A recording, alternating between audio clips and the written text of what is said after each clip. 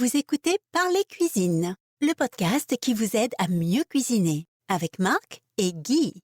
On prépare les fêtes de fin d'année, c'est le dernier volet consacré à la bûche de Noël merveilleuse que Guy vous a concoctée. C'est l'épisode 123 et c'est maintenant.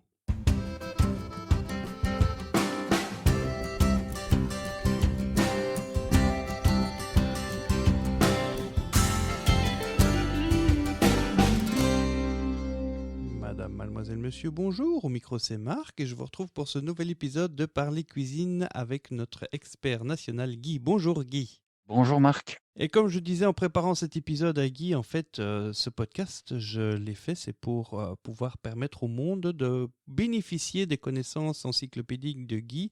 Arrête. Non, il aime pas ça parce que je fais Non, référence. j'aime pas du tout. Bon, Guy est professeur d'école hôtelière déjà, donc il a l'habitude Oh, il y a d'enseigner. longtemps. Bon, il était pendant 30 ans au moins. Non, il y a très longtemps. Et on a souvent, dans les messages qu'on reçoit de la part des auditeurs, c'est une ligne qui revient souvent, c'est à chaque épisode, j'apprends quelque chose de nouveau.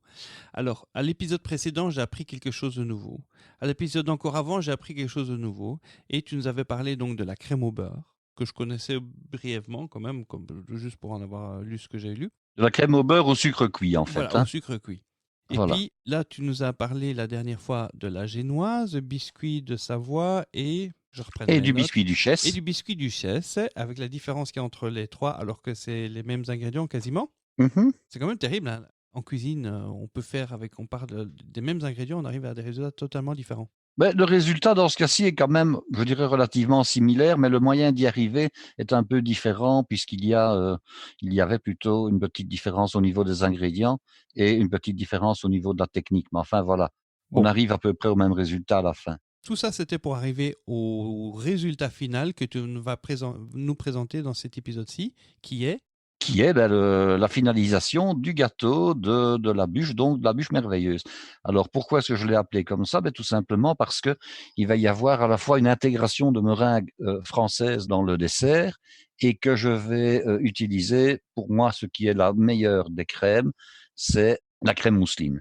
Alors c'est la raison pour laquelle je vous ai parlé donc dans l'antépénultième épisode de la fameuse crème au beurre au sucre cuit. Alors, de quoi avons-nous besoin et qu'est-ce qu'on va mettre en œuvre? Si vous vous rappelez, il y a quelques semaines, on a parlé du limoncello.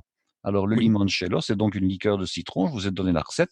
Vous pouvez maintenant tout à fait acheter votre limoncello ou n'importe quelle autre liqueur ou alcool de citron, puisque ça interviendra ici dans la recette. Mais si vous n'avez pas fait votre limoncello vous-même, ce n'est pas un drame, on le trouve dans le commerce. Donc, qu'est-ce qu'on va avoir? On va avoir une base de génoise. Je dis génoise, même si vous avez fait en réalité un gâteau de Savoie ou un biscuit duchesse. Et je dis génoise comme mot générique. Donc, vous allez avoir une génoise, de préférence cuite en forme de bûche, c'est-à-dire dans un moule gouttière. Je vais vous expliquer comment vous allez pouvoir réaliser votre crème mousseline. Il faudrait que vous ayez également des petites meringuettes. Alors, des petites meringuettes, ça se trouve dans le commerce, soit des petites meringuettes blanches, mais je peux vous dire que j'ai trouvé dans le commerce, donc dans une grande surface, des petites meringuettes jaunes parfumées au citron. Donc, si vous avez l'occasion d'acheter celle-là, ça ne sera qu'un mieux par rapport à votre recette. Alors, vous avez besoin également, si c'est possible, ce n'est pas une obligation, mais de zeste d'orange ou éventuellement de citron, c'est quand même mieux, confit. Donc, ce sera pour agrémenter, je dirais, l'intérieur du gâteau, voire même, pourquoi pas, l'extérieur. Vous avez également besoin de sucre pour faire un sirop de sucre. Et puis, nous allons maintenant regarder pour faire une crème mousseline. Là, on va faire une crème pâtissière. Je vais vous rappeler comment on fait. Puis sur la crème mousseline, c'est un mélange entre crème pâtissière et crème au beurre. Alors, petite remarque, si vous allez sur Internet, vous verrez à crème mousseline toute une série de recettes. J'ai fait tout à fait différemment. La crème mousseline, c'est une recette en tant que telle, c'est une recette en soi. Et on incorpore du beurre au cours de la recette dans une crème pâtissière. Moi, je fais autrement. Je réalise une crème au beurre dont je vous ai donné la recette, et je réalise une crème pâtissière à part, et puis j'incorpore les deux. Je vous expliquerai comment on fait. C'est pour moi le meilleur résultat. Et c'est en tout cas le plus facile. Alors, de quoi avons-nous encore besoin? D'amandes qui vont servir à décorer la bûche, un peu de sucre glace, Et je pense que j'ai terminé, me semble-t-il. Ah non, il faut encore du lemon curd, pardon. C'est quand même important. Alors, le lemon curd, qu'est-ce que c'est? Je pourrais vous donner la recette, mais je ne vous la donnerai pas aujourd'hui. Pourquoi? Parce que vous aurez déjà suffisamment de choses à préparer. Le lemon curd, on le trouve bien souvent dans le rayon des confitures. Bien sûr, pas dans un petit commerce, je dirais, de village perdu au milieu de nulle part, hein. Je dirais dans une moyenne surface, on en trouve déjà. Donc, c'est une pâte jaune, parfumée au citron et qui est réalisée en gros avec du jus de citron, des jaunes d'œufs, du sucre et du beurre. Voilà, ça c'est le lemon curd. Et on va l'utiliser également pour parfumer et garnir le gâteau, donc la bûche de Noël. Maintenant, j'ai donné une recette pour être une bûche. Vous pouvez très bien cuire votre gâteau dans un moule rond ou dans un moule en forme de cœur et utiliser, je dirais, ce gâteau pour le Nouvel An. Ce n'est pas automatiquement pour Noël ou pour le Nouvel An. Ça peut aussi être un gâteau que vous ferez quand vous en avez simplement le plaisir, hein. Donc, vous allez avoir tous les éléments qui vous permettent de le réaliser au mieux. Donc, première étape, vous avez vos zestes de citron confits, je précise, hein, donc vous les achetez tels quels dans le commerce. Vous allez les détailler en petits cubes, en petits dés, et vous allez les mettre à macérer dans un alcool de citron. Donc, soit du limoncello, soit un autre alcool. Alors, qu'est-ce que vous avez comme alcool de citron dans le commerce? Vous avez l'alcool de citron, de la liqueur de citron de Chrysal, c'est le nom de la marque. Vous avez de l'eau de Villers, c'est aussi le nom de la marque, c'est une liqueur qui titre 40 degrés, mais qui est au citron. Vous avez de la cédratine qui se trouve assez facilement. Bon, c'est un tout petit peu différent du citron, mais si vous allez voir sur Internet, vous trouverez des liqueurs de citron sans aucun problème. Alors, on les fait macérer pendant quelques jours, histoire qu'ils s'imprègnent bien donc de l'alcool et qu'ils s'hydratent un petit peu avec l'alcool. Vous avez tout acheté, vous avez votre lemon curd, vous avez votre génoise que vous avez réalisée, si possible, la veille. Vous devez prévoir un support pour mettre votre génoise, parce qu'une fois que vous l'aurez garnie, imaginons, vous la garnissez sur votre table, elle va s'alourdir parce qu'elle va prendre du poids avec tout ce que vous allez lui ajouter. Vous devez après la manipuler, c'est pas évident. Donc, généralement, les professionnels, ils garnissent leur génoise directement sur un carton doré ou un carton argenté, en tout cas sur le support qui va permettre la mise en boîte lors de la vente. Alors, chez soi, on n'a pas toujours ce qu'il faut. Donc, qu'est-ce qu'on peut faire? Eh bien, un petit truc, vous découpez dans du carton un peu rigide. Bon, vous prenez du carton de caisse d'emballage, tout simplement. Un morceau de la bonne longueur, de la bonne largeur, vous le découpez et puis vous l'emballez avec du papier aluminium. OK? Oui. Et vous allez avoir la couche brillante du papier aluminium vers l'extérieur, donc vers le dessus, et c'est là-dessus que vous allez poser votre gâteau pour pouvoir le garnir. Alors, prenez un carton qui est bien rigide et surtout, je vais prendre un exemple. Vous avez déjà vu que les cartons, ils sont ondulés généralement, Oui. je parle des cartons de caisse, hein. Eh bien, vous devez avoir les ondulations dans le sens de la longueur du gâteau. Parce que si vous l'avez dans le sens transversal, ça va se plier, votre carton ne sera pas suffisamment rigide. Oui. Ça, OK. je me suis bien fait Oui. comprendre, ça me paraît logique, hein. Oui. Bon, donc ça, c'est l'astuce. Maintenant, on peut très bien acheter Et des si je prends une cartons. planche en bois? Ah, c'est encore très bien aussi, hein. Une Hein? petite planchette en bois, c'est Une planche encore à mieux. découper là que j'emballe? Ah, une planche à découper, bon ça c'est un peu large, mais une planchette en bois qui aurait juste 1 centimètre de largeur, en plus que la bûche, ce serait génial OK. évidemment, hein. Alors la planche en bois, même chose, on l'emballe avec 1 ou 2 couches de papier aluminium et si on veut encore faire mieux et qu'on ne veut pas, par exemple, avoir l'aluminium en contact avec, je dirais de l'aliment, parce qu'ici on va avoir un gâteau au citron qui est un peu acide, on peut encore remettre autour une couche de papier film. Voilà. OK. Comme ça, disons qu'on peut garnir sa bûche sur un support rigide, c'est beaucoup plus facile. Alors, on va réaliser la crème mousseline. Alors, je rappelle comment on fait une crème pâtissière. Une crème pâtissière, c'est du lait, c'est du sucre, ce sont des œufs et c'est un féculent qui sert de liant. Alors, comme féculent, à la base, on utilisait de la farine et puis on a, je dirais, créé des poudres spéciales qu'on appelle en France souvent des poudres à flanc. Donc, c'est de la maïzena, c'est de la fleur de maïs, c'est de la fécule de maïs qui a été aromatisée à la vanille et qui a été teinte de manière à ce que le résultat donne un produit qui est jaune, même si à la limite on ne mettait pas de jaune d'œuf. Alors pour 1 litre de lait, je vais vous donner une recette qui n'est pas trop sucrée, hein. Anciennement, on mettait 250 grammes de sucre S2 pour un litre de lait. Maintenant, moi je vous conseille, c'est de descendre à 200 grammes, voire même à 150 grammes. Là, ça devient un peu juste, mais ça peut encore aller parce que vous allez la mélanger avec de la crème au beurre qui elle est relativement sucrée, hein. Donc on fait une crème pâtissière qui ne soit pas trop sucrée, maximum 200 grammes de sucre au litre et on peut descendre à 150 si on voulait. Alors 5 jaunes d'œufs, un œuf entier et une centaine de grammes, 90 à 100 grammes de poudre à crème. On peut faire un mélange poudre à crème et farine Personnellement, je le fais toujours avec de la poudre à crème, mais si vous vouliez absolument mettre de la farine, vous pourriez mettre 25 grammes de farine pour les 90 ou les 100 grammes de féculents au total, mais ce n'est pas indiqué dans ce cas-ci, restez à la poudre à crème traditionnelle. Alors, comment fait-on? Bon, si on fait 1 litre, on fait bouillir, on met son lait à bouillir, l'équivalent d'à peu près 9 décilitres, on en garde 1 décilitre pour après. Dans une terrine ou dans un récipient, genre cul de poule, on va casser ses œufs, on va mettre le fond entier, on va mettre les 5 jaunes d'œufs. Alors le lait, on va le faire bouillir avec une partie du sucre, à peu près, disons, les 3/4 du sucre, et on va garder un peu de sucre pour faire blanchir son mélange jaune d'œuf et œuf entier. Alors pourquoi est-ce que je préfère mettre davantage de sucre dans le lait? Pourquoi? Parce que ça ne sert à rien finalement de mettre trop de sucre pour faire le blanchiment. D'autant plus qu'ici, le but, c'est de faire un ruban, mais qu'il ne soit pas aéré. Pourquoi? Parce que si on incorpore trop d'air dans le ruban, par la suite, on va avoir de l'air, de la mousse qui va se mettre au-dessus de la crème pâtissière à la cuisson, et c'est pas indiqué. Ça ne sert à rien, ça n'a pas d'utilité. Donc, on blanchit convenablement le sucre avec les œufs, et ensuite, on ajoute la poudre liante que l'on a tamisée. De nouveau, hein, comme pour la bûche tout à l'heure de la fois passée, on prend un tamis à bouillon et on passe sa maïzena au-dessus donc des œufs qui ont été travaillés en ruban avec le sucre. Bon, on incorpore tout ça. Et alors, c'est à ce moment-là qu'on va ajouter le décilitre de lait qui reste. Pourquoi? Parce que souvent, on a un mélange qui est un petit peu épais, et alors on va un petit peu le diluer en mettant le décilitre de lait qu'on avait gardé, de manière à l'assouplir. Une fois que le lait bout, on le verse progressivement tout en mélangeant sans fouetter entièrement sur le mélange qu'on vient de réaliser, donc avec les œufs, le sucre et la poudre à crème. On mélange, que ce soit, disons, bien incorporé l'un avec l'autre. On retransvase le total dans le récipient qui a servi à faire bouillir le lait, et ensuite on ramène à ébullition et on laisse cuire à peu près 1 à 2 minutes. Dis-moi, quand tu verses le lait bouillant sur le mélange, ça va pas le faire cuire? Mais justement, c'est la raison pour laquelle j'ai gardé 1 décilitre de lait qui va servir de tampon. Ok. 1 décilitre de lait froid. Donc on va, alors bien sûr, on l'ajoute en mélangeant d'une part soigneusement, et on ne l'ajoute pas, je dirais, en le versant en une fois. Au début, on l'ajoute en filet, hein, Oui. et puis progressivement, la masse va se réchauffer, il n'y a plus de risque de cuisson, et à ce moment-là, on ajoute, je dirais, le restant, hein. Ok. Donc on ajoute, je dirais, progressivement, hein, légèrement d'abord, et ensuite on ne craint plus rien.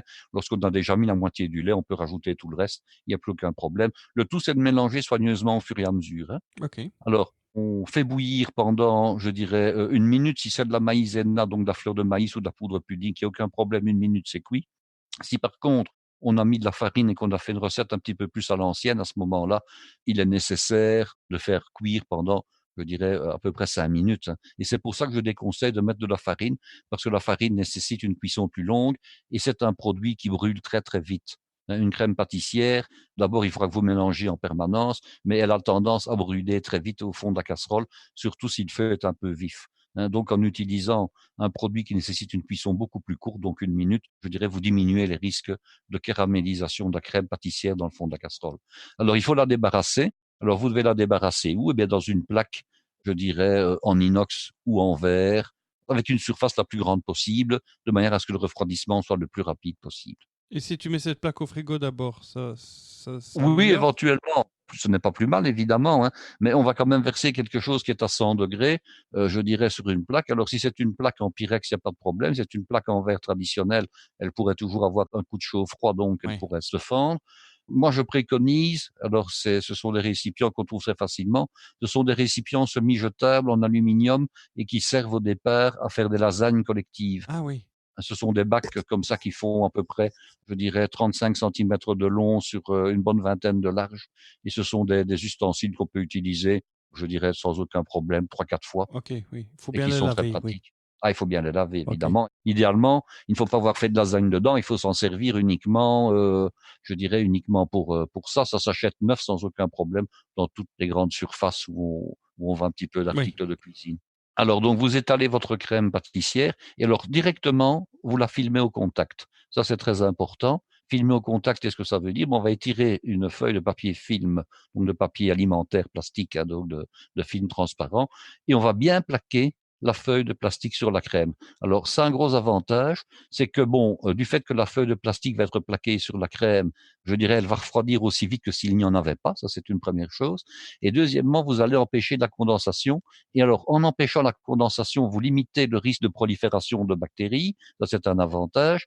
Et le fait de ne pas, je dirais, avoir d'espace entre le film et la crème, vous évitez la formation d'une peau, d'une croûte à la crème pâtissière. Ça, c'est Oui, important aussi, parce que c'est c'est désagréable. vrai que ça fait toujours une peau comme ça. Voilà, et bien là, vous n'aurez pas de peau. Ok. Hein. Et si vous mettez votre bac bien à plat sur une surface bien froide, genre marbre, un appui de fenêtre, etc., pas où il y a évidemment un chauffage tout près, hein, donc je dirais à la limite par terre, si vos conditions, je veux dire, si vous n'avez pas de chien, de chat, etc., il n'y a pas de problème, ça va aller très vite pour refroidir, étant donné que vous allez avoir une épaisseur d'à peu près, je dirais maximum 2 centimètres, ça va aller très vite pour refroidir.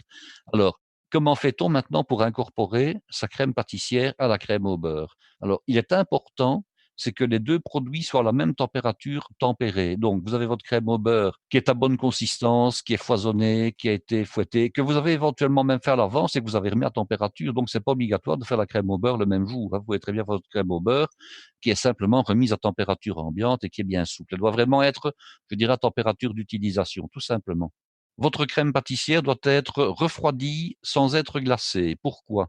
Parce que si vous aviez eu la mauvaise idée de la mettre au réfrigérateur et de l'y laisser un certain temps et qu'elle a pris à ce moment-là la température du réfrigérateur, imaginons, votre crème pâtissière est à 5 degrés température de votre réfrigérateur. Dès le moment où vous allez vouloir l'incorporer dans votre crème au beurre, vous allez faire un choc thermique et le beurre à 5 degrés, comment il est? Ben, il est dur. Mhm. Donc, vous allez faire tourner votre crème au beurre et vous allez avoir une crème qui va faire des grumeaux. Donc, il faut que votre crème pâtissière soit à température ambiante et votre crème au beurre à température ambiante. Donc, ça, c'est un point extrêmement important. Alors, quelle quantité mettons? Moi, je mets généralement à peu près en quantité la moitié de crème pâtissière par rapport à un volume ou à une quantité de crème au beurre. Donc, je fais tourner le mixeur et j'ajoute cuillère par cuillère la crème pâtissière. Alors, je vais vous donner une idée de poids. Pour une crème au beurre de 5 œufs, comme j'ai expliqué, vous faites un demi-litre de lait en crème pâtissière. Voilà, ça, c'est à peu près la proportion, je dirais, correcte, hein.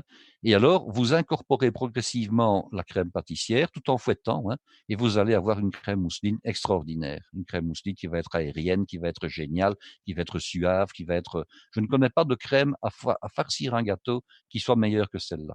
Elle a un seul défaut. Le gros défaut, c'est que comme c'est une crème pâtissière, elle contient donc du lait, du sucre, des jaunes d'œufs.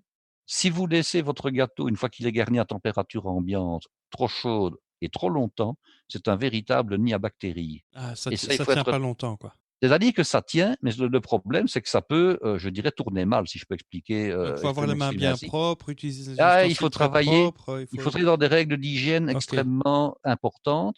Et alors, surtout, il faut trouver le moyen de mettre son gâteau au frais, hein. Donc, disons, au réfrigérateur, c'est quand même l'idéal. Et alors, vous devrez le retirer, je dirais, une demi-heure, trois quarts d'heure, parce que c'est un gâteau qui doit se manger tempéré. Si vous mangez ce gâteau-là avec la crème au beurre qui est figée, vous n'allez pas profiter de la suavité de la crème mousseline telle qu'elle doit être. Donc, il faut absolument jongler avec ça, c'est-à-dire le mettre au frais pour éviter que des bactéries ne se propagent dedans, mais le retirer suffisamment longtemps à l'avance pour qu'il puisse prendre un peu de température et pour que vous puissiez le manger dans des conditions idéales de dégustation. Alors, vous allez me dire, bon, qu'est-ce qu'on peut faire pour pallier ces problèmes? Ça vous demande un petit peu plus de travail, ça vous demande un petit peu plus de préparation, c'est de vous organiser à ce moment-là pour réaliser la crème mousseline au dernier moment et garnir votre bûche au dernier moment. Mais je sais que un soir de réveillon, bien souvent, on a plein d'autres choses à faire et qu'on n'a pas le temps de garnir un gâteau au dernier moment. Mais ça, ce serait l'idéal. Là, à ce moment-là, vous n'avez pas dû mettre votre bûche au réfrigérateur, vous la garnissez et vous la mangez tout de suite. Ça, c'est génial, évidemment. Oui. Mais les soirs de réveillon, souvent, il fait froid dehors, donc on peut éventuellement la mettre dehors pour la rafraîchir. Ah, s'il fait 3-4 degrés dehors, vous la mettez Oui. dehors dans une caisse bien fermée. Alors, on vend maintenant des bacs en plastique avec des couvercles, hein. Oui. On prépare une petite table sur sa terrasse si on vit en appartement et qu'on a une terrasse, une table dans son jardin Oui, ou dans non, sa il petite faut cour, couvrir, hein, parce que sinon, il y mais a il le faut chat du voisin couvrir. qui va venir se Oui, servir. voilà, c'est ça. Le chat du voisin, il risque d'apprécier ou bien même le chien. J'ai connu comme ça un réveillon, je ne dirai pas où, mais c'était dans un château. J'étais pas le responsable du truc, hein. Enfin bon, voilà, je suis simplement passé et alors il y avait un buffet avec, des dizaines de personnes, je dirais même qu'on dépassait peut-être les 150 personnes. Et alors, le propriétaire avait un chien. Je crois que c'était un gros, comment ça porte un nom, un dog de Un Bordeaux ou un truc truc danois? pareil. Non? Un dog de Bordeaux. Ah Non, non, oui, un dog de OK. Bordeaux brun comme ça. Et alors, il avait mis tous les gâteaux du buffet étaient sur, pas par terre, mais sur des, comment on appelle ça? Des clés? Je veux dire, des Des clés en bois palettes? comme des palettes, voilà, des palettes, et tous les gâteaux étaient sur des plats, etc. Et alors, le chien a trouvé le moyen de rentrer dans la pièce où les gâteaux étaient bien au frais, hein, Ouh! dans une des pièces du château. Alors, il est allé manger dans les Et j'imagine gâteaux. qu'il a goûté à tout? Il a goûté à beaucoup de choses. Je sais qu'il a goûté à beaucoup de choses, hein, les gâteaux aux framboises, etc. Bon pour le réveillon. Et je sais que le chien, il a reçu un coup de pelle sur le dos, quelque chose de carabiné, mais pas de moi, hein, bon, voilà, de son maître, on va dire ça comme ça. Ah oui, Donc, non, mais moi, j'ai eu cette histoire. faites prudent, faites prudent. J'avais été un jour invité à un dîner chez une. C'était pas un réveillon, mais c'était aussi un dîner le soir chez une connaissance proche qui habitait en appartement et qui avait mis comme ça ses fromages dans une pièce. Comme elle avait pas de terrasse, elle avait la dernière pièce de derrière. Elle avait laissé la fenêtre ouverte. Comme ça, il faisait frais dans la pièce et elle avait tout laissé là. Et puis, il y a le chat du voisin qui s'est introduit par là et qui a Ah oui, commencé à manger les fromages. Elle ah était oui, oui, oui, oui. dégoûtée. Ah oui, oui, oui, oui, Et oui. donc, faut vraiment faire gaffe parce que c'est bien d'avoir de la fraîcheur dehors, mais il y a Sinon, aussi. il faut des boîtes qui puissent avoir un couvercle qu'on peut clipser. Oui, Ça existe, c'est pas très cher. Ça permet d'avoir un réfrigérateur qui ne coûte rien, qui ne ouais. consomme pas de courant, mais c'est très pratique en Il hiver. paraît qu'au Canada, ils ont le même problème. Ils ont une espèce de quoi? C'est des ratons laveurs ou Ah oui, il y a des des ratons bébêtes laveurs comme par ça là. qui se baladent et qui aiment se servir. Bref. Bref, donc nous avons notre crème mousseline qui est prête à être utilisée. Alors, est-ce qu'il faut la parfumer ou pas? Ben, vous pouvez soit l'avoir parfumée, je dirais tout simplement à la vanille, mais vous pouvez également mettre des extraits de citron. Ça se trouve assez facilement. Alors, il faut peut-être pas trop exagérer. Je m'explique. Vous allez avoir le gâteau qui va être saucé avec un alcool de citron. Vous allez avoir des meringuettes qui sont éventuellement parfumées au citron, et vous avez du lemon curd qui est aussi au citron. Donc, si vous avez en plus votre crème mousseline au citron, ça va faire un peu too much, comme on dit. Donc, c'est bien de laisser éventuellement quelque chose à la vanille, tout simplement, de manière à avoir ce contraste au moment de la dégustation entre les choses qui ont un goût citron et celles qui n'en ont pas. Parce que Ben, ça, vanille, c'est toujours ça une va avec question. tout. La vanille va aller avec tout, donc c'est une Voilà. question d'équilibre. Alors la vanille, comment on la met? Soit qu'on la met au départ dans la crème pâtissière, hein, en mettant, comme j'ai déjà expliqué, une gousse qui est fendue en deux, qui est grattée, on prend les petites graines, etc., on le met dedans. Ça fait des petits points Soit noirs. ça fait des petits points noirs, soit un extrait de vanille, je dirais naturel, au pire de la vanilline, mais je ne conseille évidemment pas la vanilline en tant que professionnel, hein, je conseille quand même des extraits de vanille naturels, ça se trouve sans Oui, trop de et problèmes oui, dans le commerce, et même du sucre vanillé, quoi, hein. oui, et au dernier épisode, tu as quand même conseillé d'utiliser du mix pour faire ta génoise, hein. Ah ben oui, mais Donc, enfin, bon, en tant que professionnel. il y a une différence. Non, je n'ai pas conseillé. J'ai dit que ça marchait très très bien et que c'était très pratique. Et j'ai quand même expliqué que je ne m'en suis servi qu'une fois dans ma vie. Oui, Donc ok. voilà. Bon, et la vanilline, Hein. tu t'en es déjà servi? Mais la vanilline, oui, mais seulement je m'en servais toujours conjointement de la vanille en fait. Ok. Et alors je faisais un mélange entre, je dirais, des extraits de vanille naturels et de la vanilline qui venait un petit peu renforcer. Hein. La vanilline, en fait, je vais dire entre guillemets, c'est pas du poison. C'est un des constituants de l'arôme de vanille pour à peu près 70%. Hein. Donc, le fait d'ajouter de la vanilline dans une préparation qui contient de la vraie vanille, ça va renforcer sans annihiler, sans tuer le goût naturel de la vanille. Oui. Alors, il faut en mettre un peu. Si on en met trop, c'est amer. Mais si on respecte le dosage, qu'on en met une petite pointe de couteau, ça va renforcer l'arôme naturel de vanille. Ok. Donc voilà. Bon. Alors maintenant, il faut faire un petit sirop de ponchage. Alors un sirop de ponchage, qu'est-ce que c'est? Ben, c'est un sirop de sucre simple. Par exemple, 2 décilitres d'eau, 200 grammes de sucre, on amène à ébullition, on laisse refroidir, et puis là-dedans, on va mettre de l'alcool. Alors normalement, l'alcool, quand c'est de l'alcool à 40 degrés ou à 50 degrés, on en met l'équivalent de 50 grammes pour 1 litre de sirop. Maintenant, ça peut se faire, je dirais, à l'œil, au jugé, et on peut en mettre de l'alcool beaucoup plus si on le souhaite, mais on ponche rarement, pour ne pas dire jamais, avec de l'alcool pur parce que ce ne serait pas bon. Donc, on doit au moins diluer, je dirais, l'alcool de 3 ou 4 fois son volume. Ça, c'est la norme, je dirais, logique. Hein. On prend un pinceau. Alors, le pinceau, J'aurais pu en parler lorsqu'on a discuté de la cuisson de la génoise. On trouve maintenant toutes sortes de pinceaux et on trouve les fameux pinceaux en silicone qu'on a peut-être déjà vus. Avec des gros poils en Des espèces de plastique, gros oui. poils qui font 1 millimètre et demi, 2 millimètres de diamètre. Alors n'achetez jamais ce truc-là, ça ne sert à rien. Ça n'est pas utile ni pour, je dirais, beurrer un moule correctement et ce n'est pas utile non plus pour poncher. Quand vous utilisez un pinceau à poncher, il faut que le pinceau puisse absorber le liquide et puisse le redéposer après. Avec ça, c'est impossible de le faire, hein. Donc autre solution, ben, on le fait avec à la cuillère, hein, éventuellement, ou on le fait avec ces petits bidons qu'on a maintenant dans les cuisines, hein, qui servent à mettre la sauce, à poncher. Ce sont des espèces de petits bidons avec un petit, je dirais une petite pipette au bout, qu'on peut couper plus ou moins large. On peut s'en servir. Maintenant, la cuillère à potage, fait vraiment, je dirais l'affaire.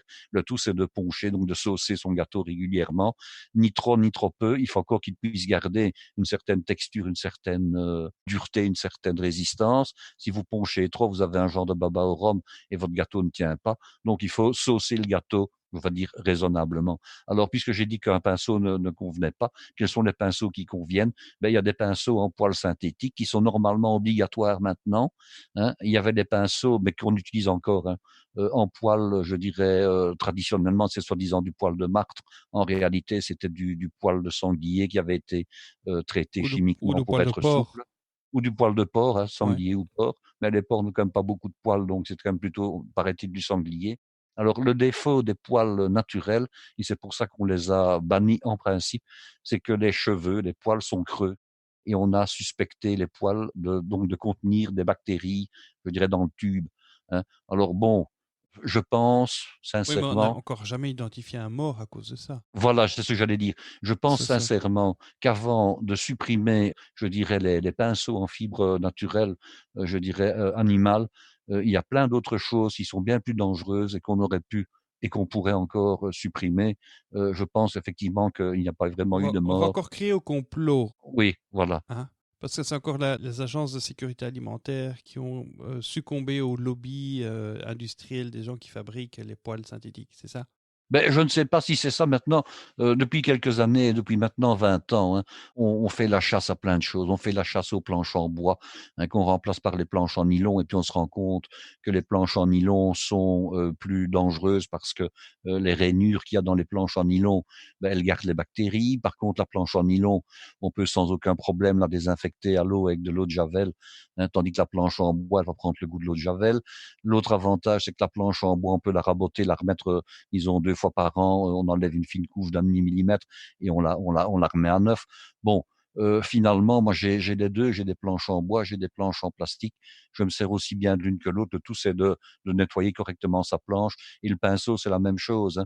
Lorsqu'on a utilisé un pinceau pour beurrer ou bien pour saucer un gâteau, bon, on n'attend pas 2 heures avant de le nettoyer, qu'il soit sec, hein. On le nettoie dans de l'eau savonneuse, en massant un peu comme si on se lavait les cheveux avec un shampoing, en massant convenablement les poils du pinceau pour exprimer toute la saleté qu'il peut y avoir dedans. Une eau savonneuse propre, évidemment, hein, pas. Le problème, c'est que en pâtisserie, et ça, je peux en parler d'expérience, ce sont des choses qu'on fait souvent dans un restaurant à la fin d'un repas ou à la fin, disons, dans la deuxième partie de la journée. Et jadis, on utilisait donc une vaisselle, on faisait la vaisselle manuellement et on ne changeait pas très souvent les eaux. Et j'ai déjà vu, c'était le cas pour les poches à douille aussi, j'ai déjà vu qu'on lavait les poches à douille, les douilles et les pinceaux dans une eau qui ressemblait à un véritable purin. Alors forcément, si on fait de la vaisselle dans une eau qui est sale Oui. et qu'on ne rince pas après, parce qu'avant, il faut quand même reconnaître, hein, avant, on faisait sa vaisselle et on ne rinçait pas soigneusement après. On tape pas les gouttoirs direct. Et on tapait à l'égouttoir, on tapait à sécher. Alors on avait évidemment un véritable bouillon de culture qui imprégnait les poches à douille, qui imprégnait le matériel qu'on avait lavé. Alors forcément, dans ce cas-là, ben, le pinceau, si en plus on ne le sèche pas soigneusement, ben, il y a des Donc on le problèmes. sèche la Moi, tête en bas, hein, le pinceau, disons qu'on le idéalement. sèche en principe la tête en haut. Pourquoi? Parce que si vous séchez la tête en bas, vous allez courber les poils. Par contre, moi, ce que je Il fais, faut le ça c'est pendre pour ça. ah oui, alors il faut le pendre, oui, mais Oui. bon, souvent on n'a pas des crochets pour pendre les pinceaux en pâtisserie. Moi, ce que je fais, je vais vous dire ce que je fais. Une fois que je l'ai lavé, que je l'ai rincé soigneusement, je vais à la salle de bain avec un sèche-cheveux, je sèche le pinceau. Oh là là. Ah ben oui, Moi, je les sors avec un papier essuie-tout, déjà. Oui, ben on l'essuie, mais moi je vais jusqu'à sécher le pinceau pour qu'il soit sec. Et une poche à douille, je fais la même chose. Surtout si c'est une poche à douille qui n'est pas jetable, donc une poche à douille, je dirais Toile cirée, là. en toile cirée. Bon, la toile cirée, on la retrouve moins maintenant. Souvent, ce sont des poches à douille en perlon, hein, ou en nylon. Mais je vais avec ma poche à douille que je retourne sur ma main et la partie interne, je la sèche au sèche-cheveux, je dirais, pour qu'elle soit sèche immédiatement, de manière à éviter qu'il y ait de l'humidité. En fait, le développement des bactéries, il se produit, je dirais, dans les circonstances suivantes. Température favorable et humidité favorable. Hein. Alors, comme de toute façon, il restera toujours des minuscules traces d'aliments, même si on a lavé correctement la chose, il restera toujours des minuscules traces d'aliments. Donc, il faut empêcher que les bactéries ne puissent se développer. Pour ça, qu'est-ce qu'on fait? On enlève l'eau. Et en enlevant l'eau, elles ne savent plus se développer, il n'y en a plus. Voilà. Donc, en séchant, je dirais, ça ne prend pas longtemps. Hein. Je peux comprendre maintenant que le professionnel qui utilise des poches à douille dans son atelier, d'ailleurs, maintenant, un professionnel, en principe, est censé se servir de poches à douille jetables. Donc, le problème ne se pose plus. Mais imaginons un petit peu plus anciennement, il n'avait pas un sèche-cheveux pour sécher 7 ou 8 ou 10 poches à douille. Hein. Donc, il avait une armature spéciale, donc accrochée au mur, qui faisait que la poche à douille séchait en étant ouverte. Oui. Hein. Donc, à ce moment-là, l'air pouvait circuler un peu mieux, elle séchait. Le pire, c'est quand on mettait les poches à douille à sécher, entre guillemets à sécher, en les ayant aplaties et refermées. Ah oui, Donc, non, ça c'est l'humidité pire. qu'elles avaient à l'intérieur restait à l'intérieur et puis ça commençait à fermenter. Et Et ça honnêtement, une sentait odeur, mauvais, hein. et ça sentait mauvais, voilà. Une odeur de poche à douille qui a été mal Oh, nettoyée et surtout mal séchée, elle avait un parfum, si je peux une employer le odeur de mot, rance. une odeur de rance résiduelle à fuir. Hein. Donc, c'est pour ça qu'évidemment, on a dit, voilà, il faut ne plus utiliser que des poches à douille jetables pour les professionnels. Mais elles sont en quelle matière, les poches à deuil jetables? Ah, elles sont en plastique, hein, un En peu comme les plastique, sachets en voilà. plastique, elles sont en plastique. Le problème, c'est elles sont un peu rigides, hein, de sorte qu'elles sont très peu agréables à utiliser. La véritable poche à douille, c'est la poche à douille en perlon, hein, qui se fait depuis de nombreuses années. Poche à douille en perlon, qui est une matière, donc elles sont blanches, elles sont agréables. Et quand on les a assouplies pendant quelques utilisations, c'est un peu comme les chaussures des petits rats de l'opéra, hein, les Oui. ballerines. Si on la prend en neuve, elle est un peu rigide. Si on l'a utilisée, je dirais, 10 fois, elle devient très souple et très agréable à utiliser, la poche à douille. Et puis après, elle perd progressivement son imperméabilité. Et alors, on sent ça. On a la matière grasse, si c'est une crème fraîche ou si c'est une crème au beurre, Ça qui passe à sointe, travers, oui. qui passe à travers. Hein. On a sans doute eu la Et même on a la main expérience. grasse, oui. On a la main grasse, voilà. Donc, alors à ce moment-là, il est temps de la jeter, d'en acheter une autre. Enfin, tout ça, bon, voilà, ça nous permet de revenir à ce qu'on disait. Donc, on ponche le gâteau, on le sauce, et puis alors, on met sa crème mousseline, on la met donc dans une poche à douille, garnie d'une douille ronde unie, disons, diamètre entre 8 et 10 millimètres, et on trace comme ça des tubes, des traits sur toute la surface, donc, de la bûche qu'on vient de saucer. Ce que je n'ai pas dit, c'est qu'on devait couper la bûche au moins en 3 épaisseurs. Hein. Donc, on coupe la bûche en 3 épaisseurs, et puis on sauce, et puis on met sa crème. Alors maintenant, on va mettre le lemon curd et on va mettre Tu veux les dire que meringuettes. tu coupes en 3 épaisseurs, c'est-à-dire que tu mets de la crème entre chaque épaisseur? Ah, bien sûr, Ah, OK. bien sûr. Donc, on va couper la bûche en 3 épaisseurs, on sauce, on met la crème mousseline. Ensuite, on parsème avec des morceaux, donc d'écorce de citron confite qu'on avait fait macérer dans de l'alcool de citron. Hein, on parsème. Avec une cuillère, on prend du lemon curd, donc dans le bocal, et on fait des traits de lemon curd que l'on met, je dirais, un petit peu en zigzag pour qu'il y en ait un petit peu partout sur la surface. Et puis, on prend ces meringuettes. Alors, les meringuettes, bien souvent, elles sont un peu pointues d'un côté puisqu'elles ont été dressées avec une poche à douille. Et alors, on les retourne de manière que ce soit le côté plat qui soit au-dessus, OK? OK. Et on les enfonce, en fait, dans ce qu'on vient de mettre. Oui. Et puis, on pose la deuxième abaisse, c'est le nom technique, donc la deuxième couche de gâteau. On recommence. On refait donc le même scénario, hein, donc Donc on fait des saucer, lasagnes, on fait des couches, évidemment. comme des lasagnes? Et puis après ça, on prend la dernière abaisse de gâteau et là, il y a 2 solutions. Soit on la ponche avant, hein, donc on la ponche donc on la ponche à l'intérieur, mais après on la retourne sur le dessus, mais c'est parfois un petit peu fragile. Alors à ce moment-là, qu'est-ce qu'on fait? On peut la poser directement sur le dessus du gâteau et puis délicatement au pinceau, on ponche par au-dessus. Voilà, c'est une possibilité. Mmh. Alors maintenant, nous allons devoir terminer la garniture de tout ça. Oui. Alors, 2 possibilités. Soit on utilise une douille spéciale, je dirais bûche de Noël, qu'on appelle la douille chemin de fer. Donc c'est une douille avec des petites dents qui fait qu'on a une espèce de ruban un peu cannelé, comme ça, Dont tu as crénelé, parlé, il y a dont j'ai 2 déjà épisodes, parlé, oui. voilà. Soit on utilise tout simplement la même douille que celle qui avait servi à garnir l'intérieur et on fait donc des traits qui vont emballer convenablement la bûche. On a bien sûr pris la précaution de garnir les champs, c'est-à-dire les 2 bouts de la bûche, avant. Oui. Alors, on peut garder éventuellement, pourquoi pas, ces petits boudins arrondis qui vont servir tout simplement de garniture. Soit on peut les briser. Alors, on peut les briser comment? En utilisant une fourchette, tout simplement, et puis en déstructurant les petits boudins qu'on a fait. Et alors, pour agrémenter tout ça, on va faire des amandes caramélisées au sucre. Alors, c'est pas compliqué, j'ai déjà donné la recette. Vous prenez des C'est du amandes pralin? blanches, c'est du pralin, voilà. Vous prenez des amandes blanches, poids égal de sucre, poids double de sucre ou moitié du poids de sucre. Je suis pour mettre que la moitié du poids de sucre, c'est suffisant. Vous mélangez vos amandes, donc blanches, effilées, avec la moitié du poids de sucre. Vous ajoutez un tout petit peu de blanc d'œuf pour donner une consistance, je dirais, légèrement humide et qui va permettre au sucre de coller et d'adhérer aux amandes effilées. Vous glissez tout ça dans un four à 160 degrés sur une plaque légèrement beurrée. Vous remuez de temps en temps et vous allez avoir un pralin d'amandes. Vous essayez de le garder blond, de ne pas le faire trop Oui. roux, de le garder blond. Ça doit être sec, ça doit être, je dirais, croustillant. Et puis, vous le concassez légèrement. S'il n'est pas suffisamment déstructuré, vous le cassez légèrement et vous garnissez le bas de votre bûche avec ce genre de préparation aux amandes. Et puis, rien ne vous empêche de mettre un petit champignon en massepain ou en autre matière et quelques motifs de Noël sur votre bûche, il n'y a pas de problème. Le pralin, tu avais expliqué comment faire dans l'épisode numéro 8, au tout début. Voilà, au tout début. Je vous invite à aller le redécouvrir comme ça pour voir un peu la différence parce qu'on était... Je réexplique quand même Oui, rapidement comment on fait, mais c'est vrai que j'ai donné la recette, je voilà. dirais plus dans le détail dans un Ouais, autre épisode. c'était au début de notre podcast quand on était encore des débutants, on n'avait pas le même matériel, on était encore un peu indécis comme ça. C'était, oui, c'est un peu mignon d'aller écouter comme ça ces Oui, premiers voilà. épisodes. Donc maintenant, votre bûche a été réalisée, elle est garnie. Mettez-la au frais, de manière à ce que, je dirais, quand on dit au frais, c'est-à-dire à moins de 10 degrés, 8-10 degrés, si possible, on ne dépasse pas. Et puis après, il n'y a plus qu'à la consommer.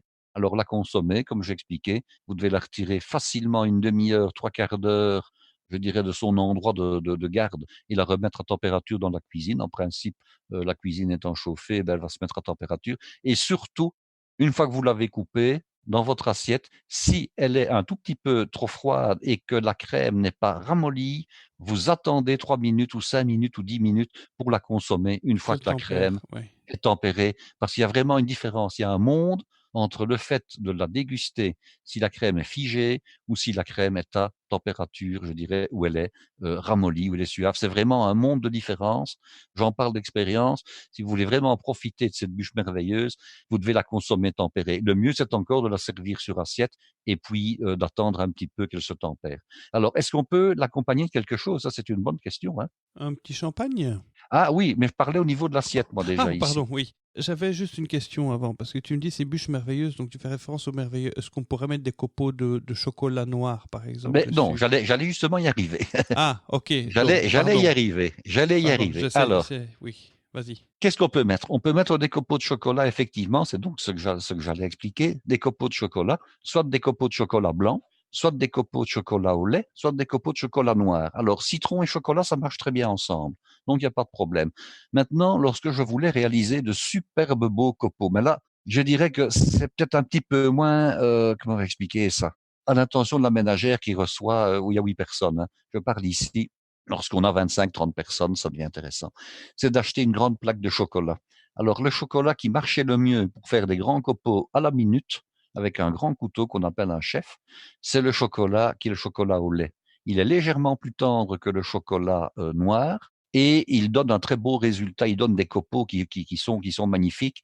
Il suffit de racler tout simplement avec le couteau sur une plaque. Mais évidemment, il faut acheter 5 kilos de chocolat, quoi. C'est ça le Les problème. grosses tablettes, là, les Les énormes grosses tablettes, tablettes, oui, les énormes tablettes, de on la retourne, professionnels, oui. mais le problème, c'est que c'est pour professionnels. Bon, la ménagère qui va acheter 5 kilos de chocolat comme ça, bon, oui, elle peut s'en servir pour faire du chocolat chaud, pour faire de la crème, etc., mais elle en a pour un certain temps. Oui. Ou alors elle a une bonne voisine, une bonne amie, une sœur qui est prête à... Ou alors elle a des enfants, tout simplement, Oui, parce que... voilà, mais qui est prête à racheter, je dirais, la moitié de la tablette avec elle, quoi.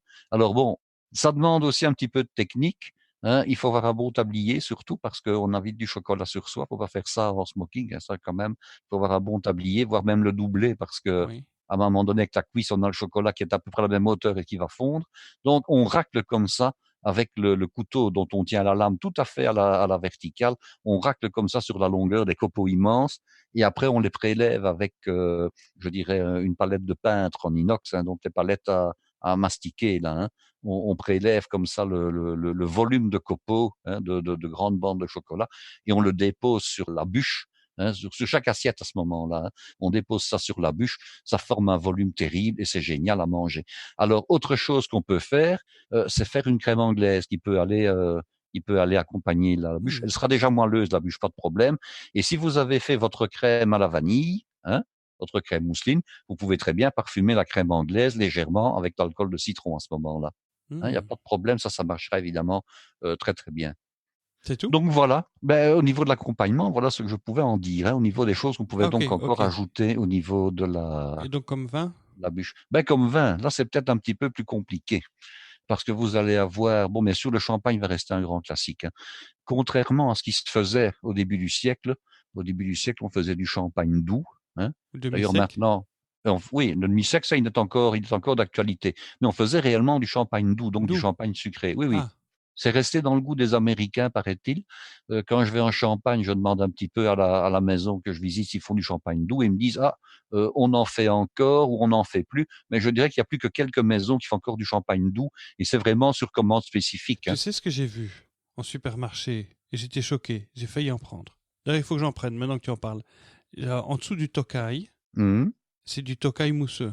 Ah oui, tiens. Voilà. J'ai vu ça dans un hard discounter, je ne vais pas citer parce que je les aime pas trop, mais j'ai vu ça. Je me dis, tiens, ils se mettent à faire du vin mousseux, ceux-là. Donc alors le Tokai, c'est vraiment le vin doux par excellence. Oui. Ça dépend, il y a des doux, il y a des plus secs. Hein. Mais c'est en principe un vin doux, effectivement. Alors moi, je dirais, je vous donne mon avis. Hein. C'est un dessert qui est quand même relativement sucré, malgré tout. C'est un dessert, et c'est donc un dessert, c'est sucré. Donc maintenant, la grande tendance, c'est de dire, voilà, si le dessert est sucré, la boisson qu'on va boire va être à l'opposé du sucré, c'est-à-dire qu'elle va être brute, elle va être sèche. Hein. Donc bien sûr, les mousseux, les champagnes, pas de problème. Et moi, j'aurais tendance de dire un Vinho Verde du Portugal. Alors le Vinho Verde, c'est un vin que j'aime beaucoup. C'est un vin qui est friand, c'est un vin qui est légèrement perlant, hein. C'est un vin qui est vert sans être, je dirais, astringent, c'est un vin qui est acidulé. C'est un vin dans lequel on peut parfois retrouver des odeurs d'agrumes comme ça. Et moi, je mettrais un Vinho Verde. En plus, il a l'avantage, bon, si on ne veut pas faire des frais, je dirais, excessifs, c'est que c'est un vin qui n'est pas cher. Ah oui. Tout simplement. Voilà, ça c'est mon avis, c'est mon idée. On peut la suivre, on peut ne pas la suivre. Si on veut rester au champagne, on reste au champagne. Si on veut mettre un beau cava, on met un beau cava. Mais je ne mettrai pas, par exemple, une clairette éventuellement. Mais moi, je ne mettrais pas, par exemple, bon, ça c'est aussi une question de goût, je ne mettrais pas un vin liquoreux, je ne mettrais pas un Montbazillac, je ne mettrais pas, ou alors éventuellement un demi-sec. Hein. Ouais. Mais pas un vin trop lourd, parce que le dessert en lui-même, il a déjà sa quantité de matière grasse, il a déjà sa quantité de sucre, donc je ne mettrais pas quelque chose, disons, qui soit trop alourdissant. Voilà. Ok. Bon, voilà. Donc voilà. Maintenant, nous sommes parés pour la fête de Noël, notre réveillon. Oui, et j'ai déjà mon idée pour le gâteau pour la bûche de l'année prochaine. Hein, donc. Ah oui, tu peux. Ah oui. L'année prochaine. Donc, de toute façon, parce que je dis fête de Noël, mais c'est aussi fête de Nouvel An, tous les réveillons qui entre les deux, parce que. Bien sûr. En Belgique, on mange la bûche à la fois pour Noël et pour Nouvel An. Je ne sais pas comment c'est comme chez vous. Traditionnellement, on mange un gâteau en forme de cœur au Nouvel An, hein, mais on peut très bien utiliser la recette actuelle pour faire un gâteau en forme de cœur. Hein, c'est pas interdit. Hein. Parce que, par exemple, tu vois, ici, je suis de l'autre côté de la Manche et la bûche de Noël, ils connaissent pas. Ça n'existe pas. C'est le gâteau de Noël. C'est le pudding, c'est le pudding aussi. Hein. C'est le gâteau aux fruits comme ça qui est lourd, qui est un étouffe chrétien pas possible. C'est difficile d'en trouver un bon.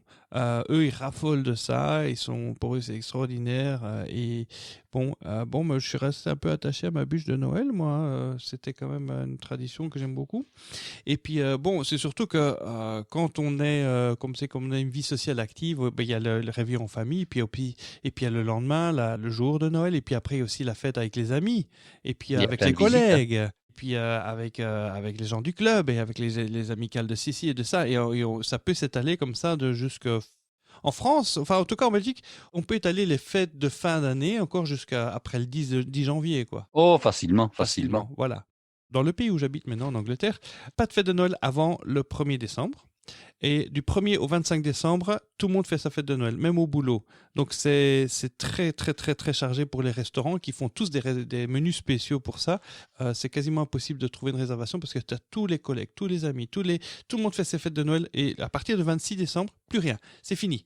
Et ils font à peine un réveillon pour Nouvel An. Alors que si nous, en Belgique, c'était quoi déjà? Fin décembre, t'as les... C'est la plus grosse fête, hein, c'est Oui, mais t'as le Nouvel An. d'abord les Trois Saints. Ah ben, il y a d'abord Saint-Éloi, Sainte-Barbe et Saint-Nicolas. C'est au début décembre, ça. Ça, c'est le 1er, le 3 et le 6, si mes souvenirs sont Voilà, bons. 1er, 3 et 6. Donc ça c'est le top départ des festivités. Et donc, il faut faire gaffe quand on prend la route parce que tous les gendarmes nous attendent. Et moi, là où je travaille toujours, parce que je travaille quand même toujours, ben, on fait à la fois professionnellement Saint-Éloi pour les métallurgistes, Sainte-Barbe pour les maçons, et puis Saint-Nicolas pour les enseignants. Donc, on a 3 jours là, Voilà. je dirais Donc, vous les faites tous les 3, déjà. vous. Oui, parce que vous êtes en enseignement C'est-à-dire qu'on technique. fête surtout Saint-Nicolas parce qu'on ne peut pas faire des fêtes tous les jours, mais je vais dire que les collègues fêtent entre eux, pour certains, Saint-Éloi, puis Sainte-Barbe, et puis encore Saint-Nicolas en tant qu'enseignant, évidemment. Ouais, c'est surtout l'occasion de faire la fête. Voilà, quoi. Voilà. Et donc, on commence déjà Et à puis, il y a eu ici festoyer. récemment, il y a eu la Sainte-Cécile pour les musiciennes aussi, hein. Oui, exactement. Et les saints patrons des cuisiniers, c'est qui? Saint-Fortuna. Oh, Mais je ne sais pas quand ils se fêtent parce que généralement, les hôteliers fêtent Sainte-Marthe, en fait. Sainte-Marthe. Pourquoi? Oui. Parce que Sainte-Marthe, dans les évangiles du Nouveau Testament, était la préposée à recevoir le Christ, à cuisiner, à mettre la table et à s'occuper de Ouais. la vaisselle, quoi. Oui. Et alors, elle avait rouspété sur sa sœur Marie, qui elle passait du temps avec le Christ et qui ne lui donnait pas un coup de main. Ah oui, voilà. Oui, oui, Ok. Sainte-Marthe, voilà. Et donc, pour les podcasteurs, c'est Saint-Gabriel, hein? Ah, voilà. C'est le jour la fête des anges, des archanges, le 29 septembre. Voilà. Bon, mais écoutez, merci beaucoup d'avoir passé ce moment en notre compagnie. On vous souhaite d'agréables fêtes de fin d'année, entourés de gens que vous aimez, parce que, comme disait Paul Bocuse, la meilleure cuisine est celle qu'on fait pour les gens qu'on aime. C'est bien ça, Tout à non? fait. Oui, tout à Hein? fait. Et donc, Ben, on va demander à nos auditeurs s'ils ont réalisé la bûche merveilleuse, c'est d'en faire une petite photo et de nous l'envoyer, hein, on ne sait voilà, jamais. et venez nous raconter un petit peu ce que vous faites pour les fêtes de fin Et s'ils d'année. n'ont pas eu de soucis à la réaliser aussi, on ne sait jamais. Bah, s'ils ont suivi tes instructions, on ne peut pas les rater. Parce que ça, c'est aussi une Oui. chose qu'on nous dit dans les messages, c'est que les recettes de Guy, on ne peut pas les rater. Parce que si on les suit comme il faut. C'est vrai qu'il faut suivre les instructions, je dirais, pas à pas, hein. Il faut en tout cas être scrupuleux dans la manière de procéder Oui, ok. et retenir tous les détails que je donne de manière à justement ne pas faire de bêtises et avoir ensuite des problèmes. Voilà, pour venir vous exprimer, il y a plusieurs possibilités. Donc, il y a la page Facebook de notre podcast, mais aussi un groupe Facebook, un groupe spécial. Donc, c'est un groupe privé, il faut faire la demande. Bon, je l'ai mis privé parce qu'en fait, sinon, on se retrouve avec des spammers. Il ne faut pas hésiter à aller poser vos questions là dans ce groupe-là. Et puis, vous pouvez aussi aller sur le site parlescuisines.com et aller déposer sur chaque épisode. Il y a une page et en dessous, on peut aller mettre des commentaires.